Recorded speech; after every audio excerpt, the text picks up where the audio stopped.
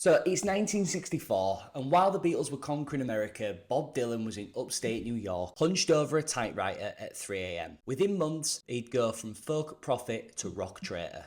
I'm sure you've all seen the film by now, and I'm here to tell you what the film missed, the inner details, the true story of when Bob Dylan went electric.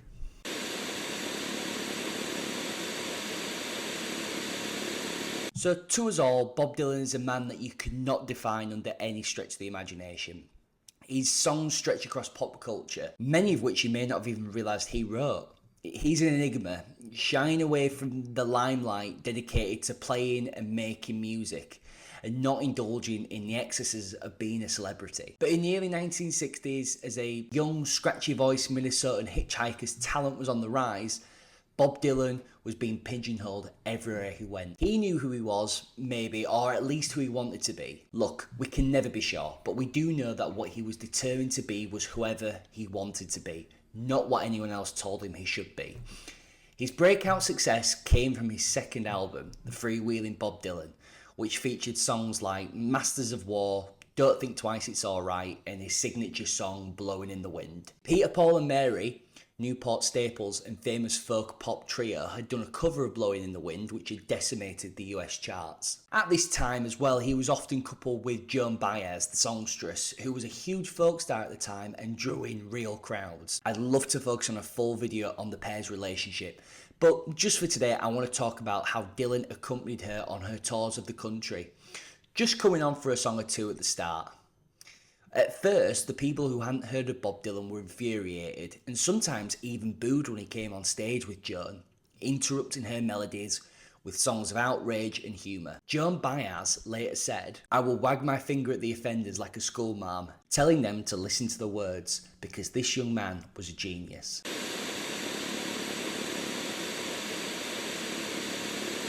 Okay, I think I'm getting a little ahead in my story here. We need to talk about folk music. Folk music isn't all that popular today, and please don't come at me in the comments, that's just what I think. But in America, in the 1950s and the 60s, it was a big deal. It was a real, authentic art form that had like a streak of rebelliousness to it. It was for the hippies before even the hippies existed. It was a way of telling people that you hated racial injustice, nuclear warfare, and communism instead of waving a picket sign. So let's go back to 1955, and no, not to Hill Valley, when something wild was happening in the smoky basements and the coffee shops of Greenwich Village in New York City. Kids who grew up absolutely loving Elvis were now suddenly obsessed with banjos and work songs from the 1800s. Like I mentioned, the folk revival wasn't just about the music, it was about a full-blown rebellion against the squeaky clean 1950s America that we all come to think of as like white picket fences and TV dinners. Young people had started digging through old records, hunting down like ancient ballads and discovering the raw, the real America that existed beyond their homes, the middle class lives and the suburbs. And this is where I think it's time to introduce one of our main characters in the story, Pete Seeger. So Pete Seeger was a famous folk singer and a very early mentor to Bob Dylan. And he was actually at the centre of it all. He was teaching college kids songs that railroad workers sang 100 years ago. Woody Guthrie had already blazed the trail, writing protest songs and painting "This Machine Kills Fascists" on his guitar. They were a radical bunch for the time. The band, The Weavers, somehow even snuck one time communist folk singer Lead Belly's "Goodnight Irene" onto mainstream radio, and Middle America was singing along without even realising an ex-con's lullaby was radicalising them.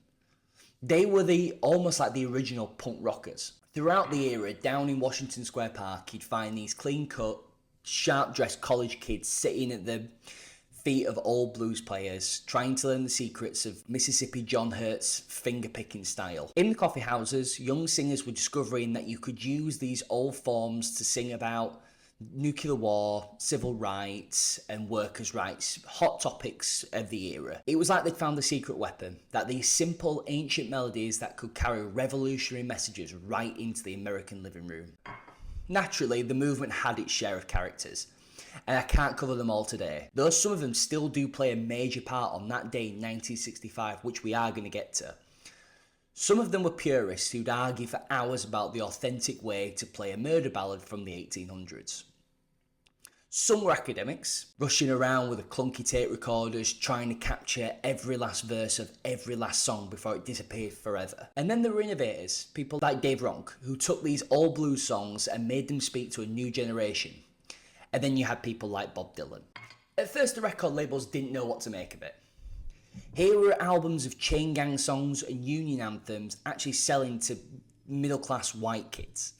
Folkway Records was putting out everything from Appalachian dulcimer music to recordings of Caribbean street vendors, and people were just eating it up. So Albert Grossman, manager of many of these acts in the early 60s, another key player in our story, lapped it up. This wasn't just about entertainment, it was about discovering an America that had been papered over by post-war prosperity and conformity. Being from England myself and learning about the years of post-war, I've heard stories of a Europe decimated and a thriving America. But just reading this proves it wasn't so black and white. These young folk revivalists were looking for something real in an age of plastic, something meaningful in an era of mindless consumption. They found it in the songs of the sharecroppers, the miners, the sailors and prisoners, the voices that have been singing America's real story all along. Little did anyone know that this scene would explode into something even bigger, launching the careers of people like Bob Dylan and Joan Baez, who would then go on to influence some of the biggest artists of all time and would help provide the soundtrack for the massive social changes of the 1960s.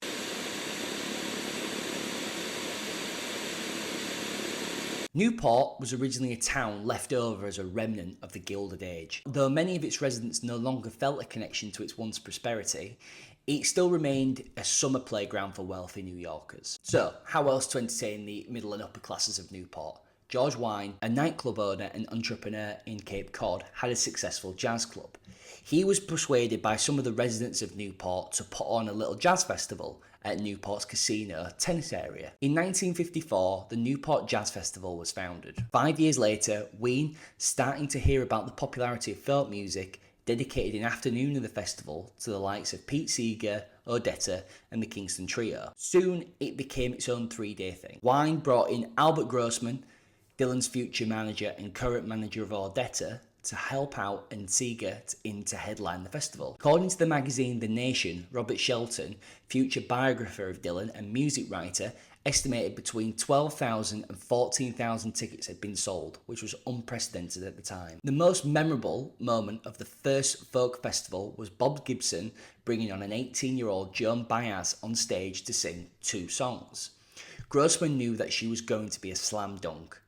Wine only described her as not only the greatest discovery, but a living symbol of the first Newport Folk Festival. In 1963, 4 years after the birth of the Folk Festival, we get to Bob Dylan, who's now like a rising star in the folk world.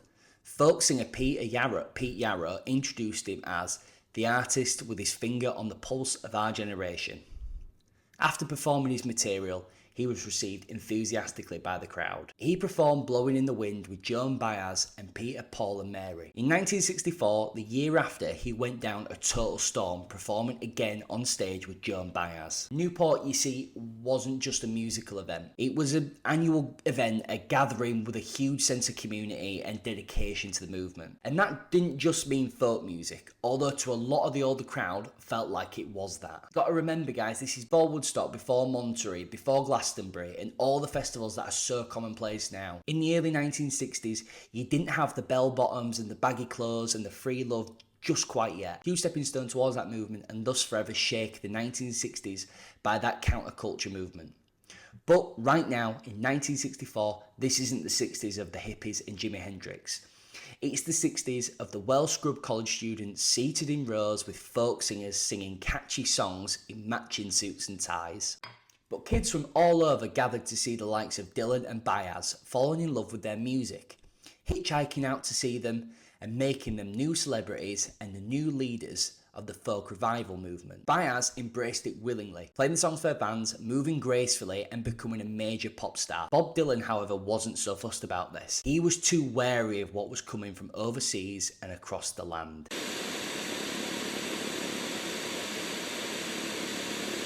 Look, it's not going to be one of my videos, truly, unless I mention the Beatles. But trust me, they are important here. Bob Dylan was quite outwardly a fan of their music when he first heard them on the airwaves. He didn't shy from the sound of rock and roll music, a form of music he had been a fan of before discovering the likes of Woody Guthrie and following him down that path. The Beatles' early success showed Dylan something crucial: that you could maintain artistic integrity while reaching a massive audience. Their ability to blend sophisticated songwriting with commercial appeal demonstrated a new path forward in popular music. The Beatles' ability to bridge different audiences, from teenagers to serious music critics, showed Dylan that he didn't have to choose between artistic respect and popular success. Their cultural impact demonstrated how popular music could shape society at large. Dylan thought one of the ways of doing this was by introducing a little electric guitar to his latest recordings, which would become the album Bringing It All Back Home. I'm not quite ready to go into the recording of that album yet though. We've got another band to talk about.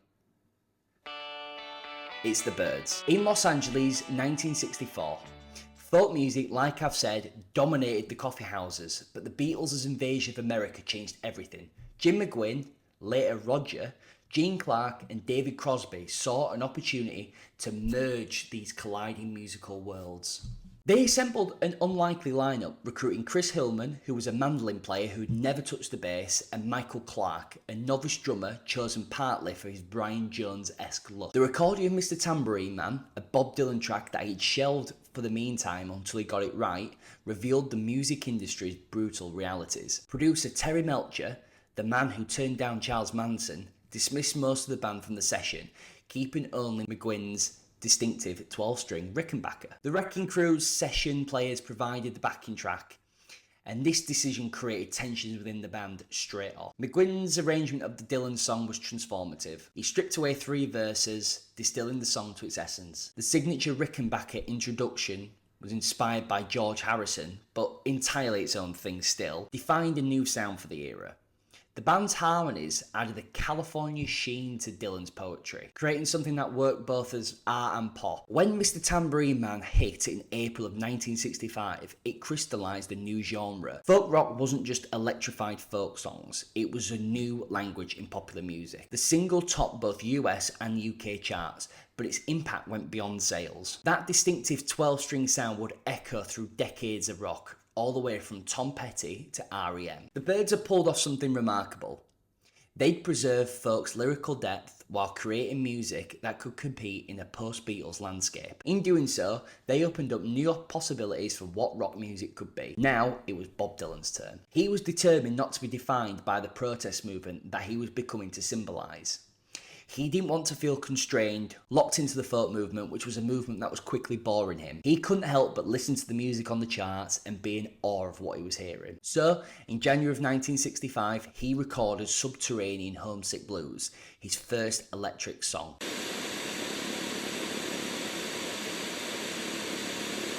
In the summer of 1964, Bob Dylan retreated to the quiet town of Woodstock, New York, where a transformative period in his artistic journey would begin. Staying at his manager's house, Albert Grossman, Dylan established a relentless writing routine that would help him shape the future of rock music. His then partner, Joan Baez, recalls Dylan's intensive creative process, working through the night, fueled by red wine and cigarettes, constantly tapping away at his typewriter. This period marked a significant shift in Dylan's writing style. His lyrics became increasingly surreal and his prose took on a dreamlike, stream of consciousness quality. Songs like Mr. Tambourine Man and The Gates of Eden emerged from this creative burst, showcasing his evolution from traditional folk storytelling to more abstract, poetic expressions. The recording sessions for what would become Bringing It All Back Home began in January of 1965 at Columbia Studio A in New York. The first day was spent recording solo acoustic versions of new material, with Dylan either on piano or on guitar. While most of these takes were discarded, they laid the groundwork for what was to come.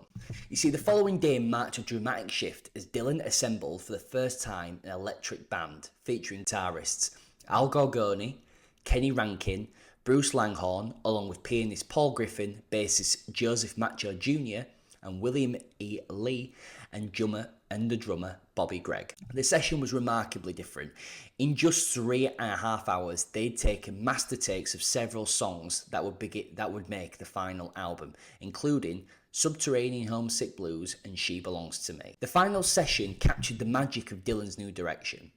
Guitarist Bruce Langhorne remembers there being no rehearsals, just successful first takes. Photographer Daniel Kramer described the scene as Dylan bouncing between musicians, demonstrating parts on piano until, like a giant puzzle, the pieces would fit together and the picture emerged whole. The historic Maggie's Farm was captured in a single tape, embodying Dylan's new electric sound. Despite his successful experiments with a full band, Dylan chose to make Bringing It All Back Home a hybrid album. So one side featured electric arrangements while the other showcased acoustic performances. This decision created a bridge between Dylan's folk roots and his rock ambitions, making the album a perfect document of an artist in transition. He wasn't fully ready to commit to being electric at this stage, but after his UK tour, he was. In March of 1965, he and Joan Baez did a tour of the northeast of America, and she was troubled by his changing attitude. The kids were calling out for the songs that meant something to them, like Masters of War, Joan later said. He didn't care. He just wanted to rock and roll. He later said playing with her in those venues was like playing in a funeral parlour. In his mind, he was no longer a folk singer. He'd stopped singing about politics in his last album, Another Side of Bob Dylan, and was moving away to electric compositions. Though, as we've just discussed, his next record wouldn't be a complete dive into that world. His audience began to change, and his circle around him changed too.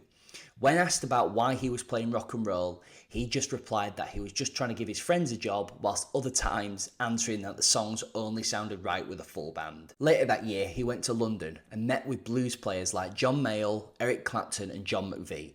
Marianne Faithfull recalled all the musicians who wanted to meet Dylan, as I expect as much as he wanted to meet them, with the Rolling Stones and the Animals all gathering in his hotel room, bad boys coming to pay their respects. The Beatles too showed up that evening, and he struck up a friendship with John Lennon. So he's meeting all these rock and roll musicians, he's tired of the folk movement, and he's tired of his fans. When later interviewed about the writing process of Like a Rolling Stone, Dylan said, "Last spring, I guess I was going to quit singing. I was very drained, and the way things were going, it was a very draggy situation. But Like a Rolling Stone changed it all. I mean, it was something that I myself could dig. It's very tiring having other people tell you how much they dig you if you yourself don't dig you." So I feel like I've set enough backstory and context now so we can discuss what happened on that day on July 25th, 1965, the day Dylan went electric.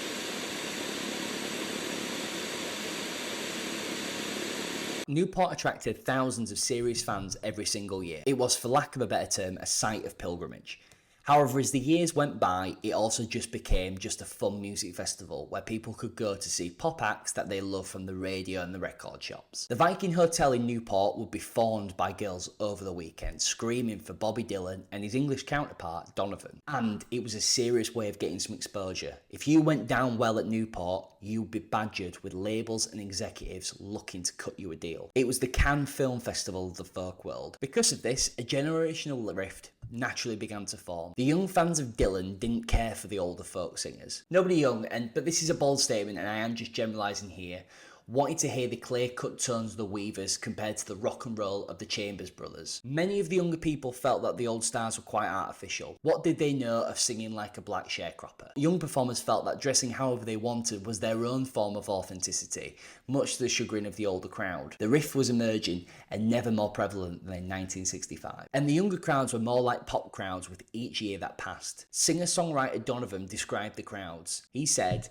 "The audiences were beautiful. They mobbed Dylan and me. Or maybe they mobbed Dylan and I was with him. I expected the people at the Newport Folk Festival to be quiet, but they go around screaming and asking for autographs." So I guess at this point you've got a feeling you've got quite the divide in the festival that this particular year. But was Dylan the first act to ever play rock and roll at Newport Festival? It would be so easy to say that it was, but that's just not the case. They had had plenty of acts over the years playing electrified music. In that very year, for instance, the Chamber Brothers played a loud and rambunctious set on the Thursday.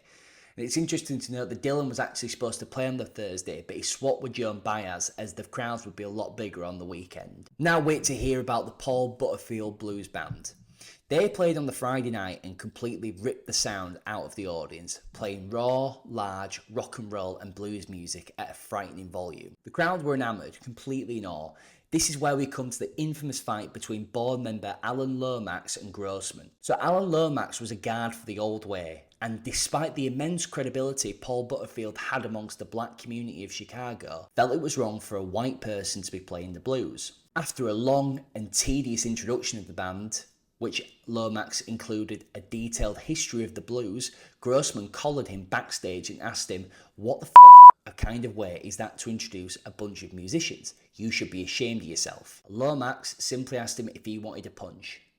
Grossman threw back a homophobic slur, and, well, nobody knows exactly who pushed who first, a bit like Han and Greedo. Yes, Greedo. As a matter of fact, I was just going to see your boss. Very soon they were both rolling around tussling. A fitting image for the weekend. The old guard, Lomax, folklorist and purist against the new Grossman, dedicated to expanding the minds of the American youth with new kinds of music and new ways of spreading the message. The tension that had lurked beneath the surface of the folk festival erupted in plain sight. Lomax then tried to have Grossman banned for the festival for attacking him, and apparently because he was bringing illegal drugs onto the ground too. When the board approached Wine to enact this ban, he refused to enforce it, claiming that Grossman gone, so went Dylan, Odetta, Peter, Paul and Mary, Lightfoot, the Farinas, etc. The majority of the bands that people wanted to see that weekend. There were plenty of people though who appreciated the electric acts of Sunhouse, Cousin Emmy, the Ramblers, the Butterfield Band, and even Dylan too. But I find it quite easy to understand why they felt like their sacred music was being threatened. Aside from talking of like selling out and purity of folk music, many I believe at the festival loved both kinds of music, but it's just that rock and roll just wasn't right for Newport. Nobody knows exactly what Dylan was thinking that Friday night when he arrived at the festival, or what influenced his decision to go electric on the Sunday night. Had he arrived early enough to see the Paul Butterfield Band play and been in awe of them, playing live blues music loud in front of a crowd? Or was it Grossman who pushed Dylan into a room with the musicians Al Cooper, Bloomfield and Butterfield, nudging them to play electric to stick it to the folk establishment, just as a way to get payback on Lomax? We'll never truly know. Rumours emerged shortly afterwards that Dylan actually asked Grossman to fly out Al Cooper, which infers that Dylan knew all along that he would be playing his new song like a Rolling Stone, which had to be played electric. However, Cooper later said that he went every year and was already there. Dylan and his band rehearsed at Nethercliff, the Newport mansion that was a central meeting place for Newport Festival staff. Al Cooper was on keyboard, Bloomfield on guitar, Lay on drums, and Jerome Arnold on bass. Bloomfield and Cooper had played on Like a Rolling Stone, but the other two hadn't and had to be brought up to speed. Lay had heard the song on the radio, he'd liked the song as well, but when he was invited to play with them at Nethercliff, the first thing he said was, "Who the hell is Bob Dylan?" So finally, we reached July the 25th, 1965. The Sunday began with a downpour, sadly something so usual at festivals today. The Farinas were playing rock and roll music, yes, again at Newport, and it was said that during the downpour, the kids didn't stop moving. They didn't stop for the rain, they just kept dancing, taking their tops off, mud stayed in the faces of grinning kids. Images like these would become iconic in the next few years, especially from Woodstock. But I just think it's really interesting that they first emerged here on the day that Bob Dylan went electric. As the evening progressed, the crowd left the main stage to get dinner. Dylan arrived for a sound check in a pistachio poet shirt with large white polka dots and flared sleeves. Barry Goldberg, who played piano while Cooper played Hammond B3, remembers Dylan fooling around on a keyboard and the vibe being really bad. Peter Yarrow was screaming. There was a lot of angst and a lot of tension amongst them backstage. Dylan was angry at his slot at the festival, and rightly so. He was the biggest act of the weekend by far, and he wasn't playing last, typically the headline slot as we'd come to know it today. Pete Yarrow tried to explain to him that they didn't want the celebrity billing system at Newport. Dylan grumpily told Yarrow that he'd be playing 3 songs and that they'll all be electric, and that Yarrow best dampen the audience's expectations. Yarrow tried to explain that the evening was all about the musicians, to explore all points of view. See, I'm not sure if he didn't just want to upset Dylan, or if trying to reason with him might make Dylan change his mind and not play his electric material. Okay, so now I want to read to you a passage from Elijah Wall's book, Going Electric. I think it best captures the mood and the atmosphere of those first few moments. The applause built as Dylan came on stage, then faded to a low murmur as the musicians tested their instruments. Dylan strummed a few chords and Bloomfield instructed Yarrow, "Put that up, man, give Bobby a little more volume on that one." Cooper played a burst of organ. Goldberg noodled for a moment on the piano. Dylan strummed his bass strings. "You want it louder?" Yarrow asked, and Bloomfield suggested more treble, then murmured to Dylan, "Start it." Dylan blew his harmonica into the vocal mic and began strumming again. "More, a little more," Bloomfield instructed Yarrow, then "okay." By now, Dylan was setting a steady rhythm. Lay came in behind him on the drums, and Bloomfield shouted like he was jumping on the running board of a getaway car, "Let's go," and locked into a catchy backing riff. Dylan listened for a few seconds, getting the feel of the band, stepped up to the microphone and blew a note, as if checking out to see how it would sound, then stepping back again, looking around at the musicians in the crowd. Bloomfield fired off a quick series of bent notes and Dylan glanced over at him, nodded, shrugged his shoulders loose and looked back at the other players. He was dressed in a leather jacket, shining in the lights, and a salmon-coloured shirt, buttoned tight at the neck. His jeans were tight and black above his black cowboy boots, and his guitar was a solid body Stratocaster with a two-tone sunburst finish. The lights picked him out, alone, front and centre, the other players shadows in the darkness behind him. He listened a moment more, feeling the power of the band, then stepped to the microphone and sang a single line, "I ain't gonna work on Maggie's farm no more." Stepping back, he listened again as Bloomfield came in with a sharp, answering passage and let the rhythm carry him another moment before stepping up and repeating the phrase. Bloomfield answered again, and he listened a moment more before surging into the verse, "Will I wake up in the morning, fold my hands and pray for rain? I got a head full of ideas that are driving me insane."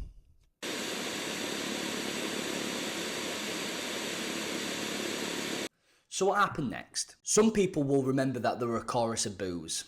Others recall a chorus of cheers. Some only shocked, stunned silence. Did Pete Seeger really threaten to cut the sound cable with an axe? Or was he sitting in his car in tears? Some have even said that Dylan had some tears in his eyes, though I can't really see that happening. One of the things I've learned from combing through the internet, documentaries and books about Bob Dylan was that it doesn't matter. It depended on who you were as to what happened on that day. Were you a folk traditionalist? Were you a rock and roller?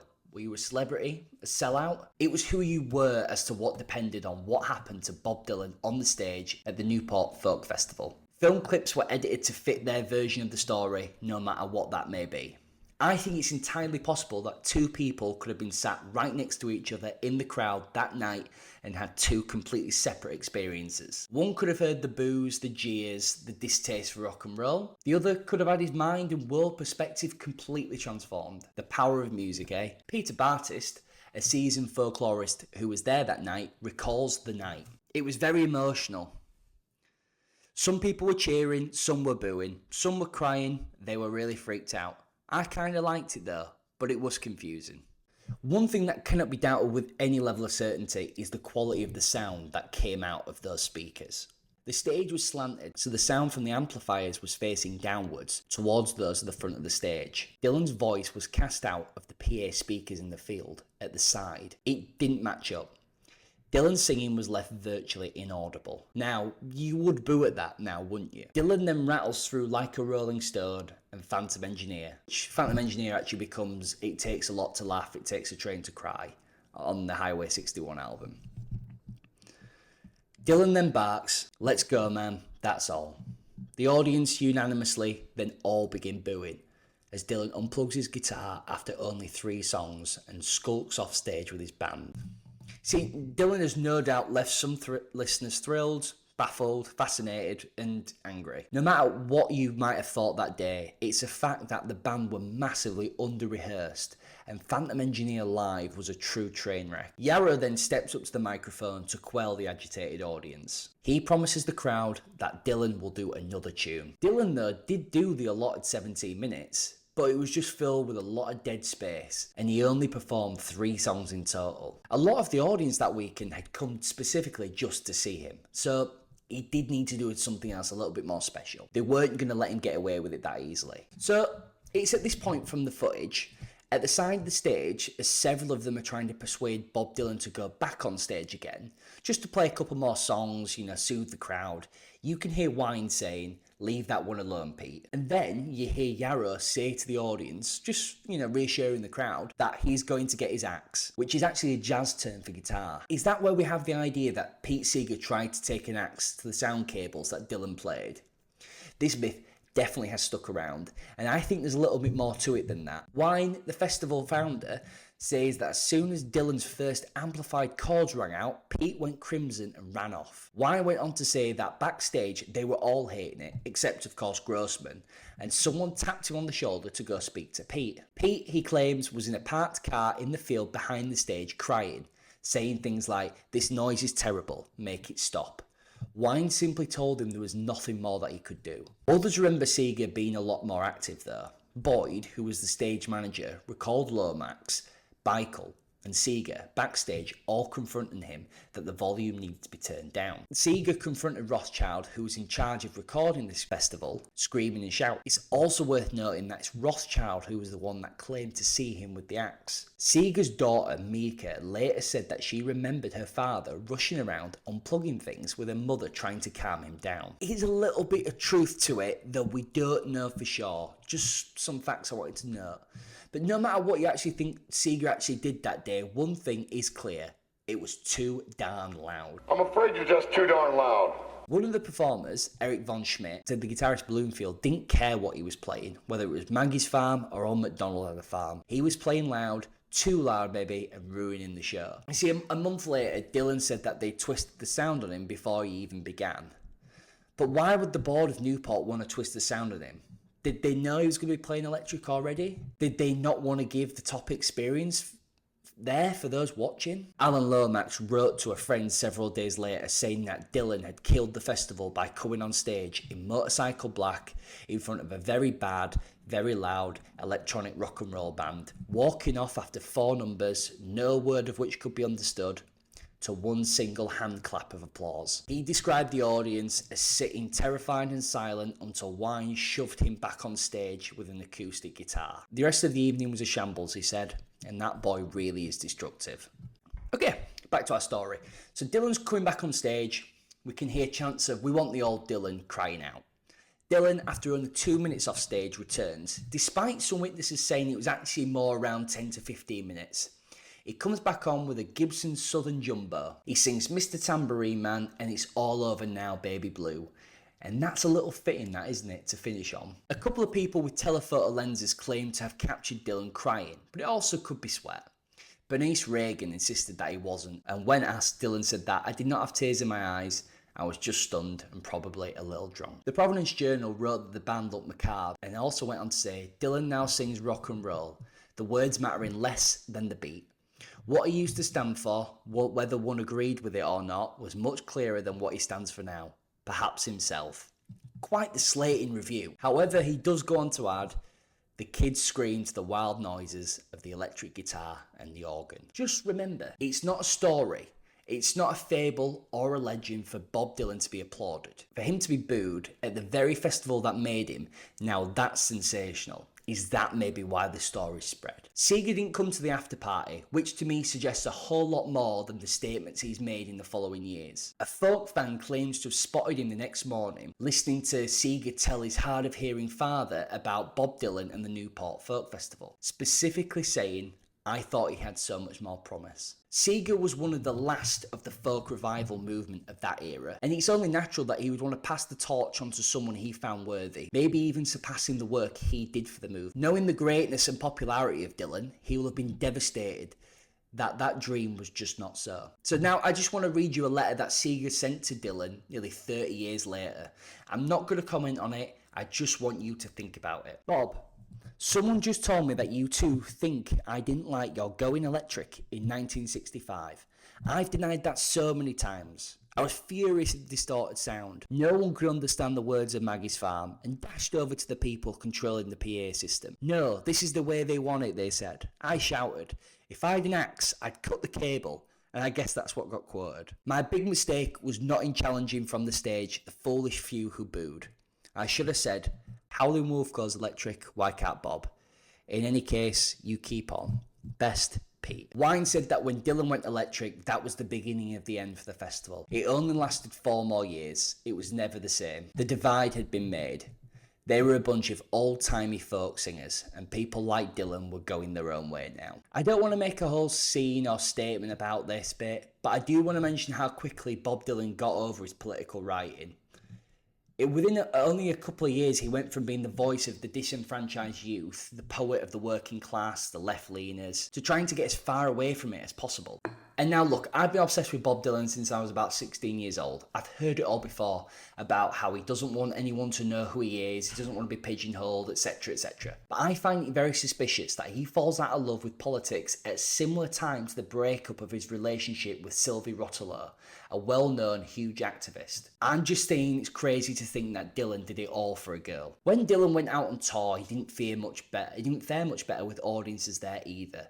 Robbie Roberts, of the band Fame and a member of Dylan's band, recalled the nightly battles. We set up, we played, they booed and threw things at us. Then we went to the next town, played, they booed, threw things at us, and we left again. Dylan always said this to his band: if they start yelling and booing, don't let it bother you, just keep playing the best you know how. The crowd always loved the first half, with Dylan alone in the spotlight, simply picking his guitar, singing those songs of protest that made him famous. But when the band came out in the second half, they threw rubbish, and they booed, and they chanted, "We want Dylan." One fan one time even yelled "scumbag," to which Dylan had to retort back, "Hey now, come on." Dylan going electric wasn't just a one-night event, that's what I'm trying to make you understand. It was months afterwards too. However, after one show at Forest Hills in New York, Dylan was ecstatic about the reaction. "Fantastic," he said. "A real carnival." It seemed like things were slowly getting better. When a young woman came up to him after the Forest Hills gig at the after party, she told him that she hadn't enjoyed the band part as expected. He asked her if she'd booed him. She replied that she hadn't. "Why didn't you let me know how you were feeling? You should have reacted. That's what my music is all about," he told her. He went on to later say they didn't boo us in Texas or Atlanta or in Boston or in Ohio. They didn't even boo him in Carnegie Hall in New York around a month after the Forest Hills gig. People were catching on. "I knew they'd understand me," he said. "I knew it wouldn't take them long for them to catch on."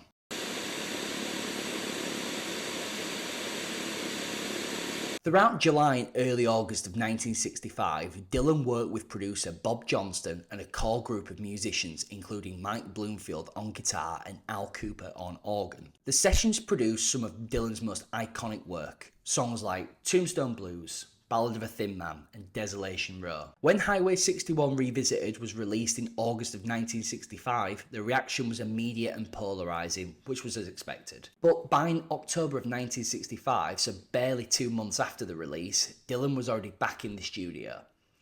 The initial Blonde on Blonde sessions took place in New York with members of the Hawks, who were later to become known as the band. However, these sessions proved frustrating, yielding only one usable track, which was One of Us Must Know Sooner or Later. A great tune. Great tune. In February of 1966, Dylan relocated the recording to Nashville at Johnston's suggestion.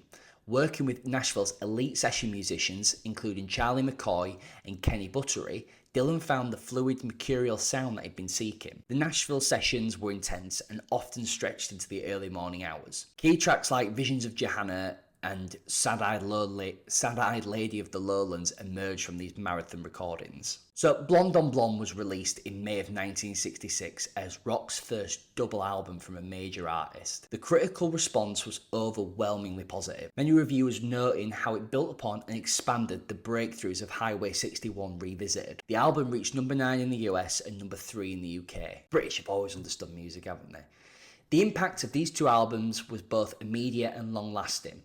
Throughout 1966, their influence could be heard in works by other major artists, from the Beatles' Revolver to the Stones' Aftermath. You see, Dylan's sophisticated lyrics and complex arrangements helped establish rock as a serious art form.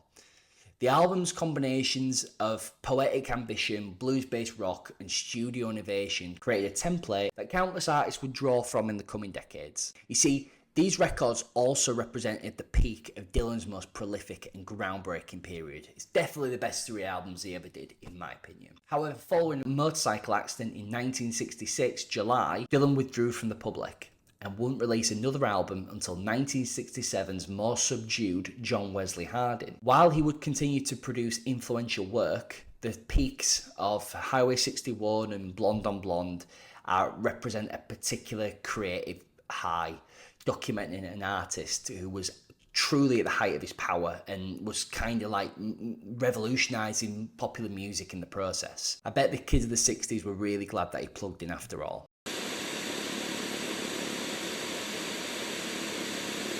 So when the Beatles came on the scene, the young people flocked to them. But a couple of young Americans, the king and queen of folk, Bobby Dylan and Joan Baez, fought back. Kids could argue with their friends about it because one of them had Dylan and the other had the Beatles. But when Dylan followed the Beatles, he didn't have to fight anymore. Was it wrong of Dylan to go electric? Did he turn his back on his following, his fans, the revival movement that took him to the heights that he wanted to go? It's up to you guys to decide that. 100 different opinions surface every day about this iconic moment, and there's going to be even more now that the film has reached such popularity. Michael, one of the Newport members of the Newport board, said this: "You don't whistle in a church and you don't play rock and roll at a folk festival." I kind of like that. I think that's quite a good quote. Originally though, you've got to remember it had been the folk singers who had been the whistlers. Pete Seeger has admitted that at the time he didn't understand Maggie's Farm until he heard it played at a Vietnam moratorium rally. He later went on to say maybe Dylan will be like Picasso, surprising us every few years with a new period. I hope he lives as long. I don't think there's another songwriter around who can touch him for a certain independent originality, even though he is part of a tradition. Can't let Dylan have all the credit, can you, Seeger? I also just want to finish on the fact that in 1967, around 2 years after Newport, Pete Seeger plugged in too. Thanks very much for watching, guys. Mammoth episode today, but there's just so much to cover. Such a fascinating period. I've absolutely enjoyed the last couple of weeks reading and learning about Bob Dylan, one of the best artists of all time. As always, please don't forget to like and subscribe down below. I'm happy in taking requests, but I've got a bit of a backlog of videos that I'm putting forth at the moment. I'm really looking to grow this channel and take it to the next level. So thanks very much for watching. Take care. Have a great day.